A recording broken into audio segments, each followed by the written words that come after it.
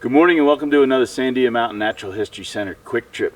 Today we're talking about this tree right here. It's a dead ponderosa that's been standing here for over 30 years. Dead trees in the forest are called snags, and this one is one of the most iconic features on the entire Sandia Mountain Natural History Center. Today we're going to take a closer look in a way that you've never seen before. Let's go ahead and get started.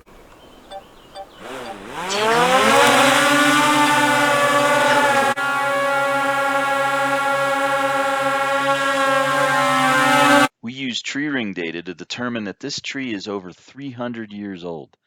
That means that when this tree was a sapling, it was right about the same time as the Pueblo Revolt here in New Mexico in the late 1600s.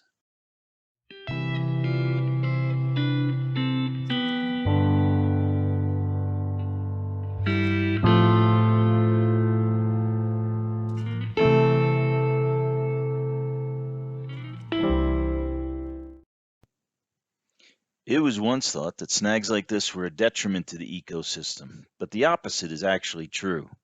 A wide variety of cavity nesting birds, insects, mammals, and lichen and fungi all rely on snags for their survival.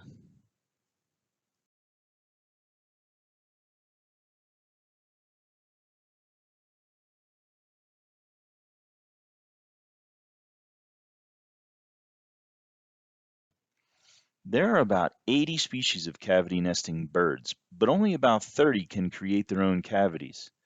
So every snag is important for providing this valuable habitat. This yellow line is an indication that this tree was struck by lightning. The lightning splits the bark and allows insects in, and the insects eventually wind up killing the tree.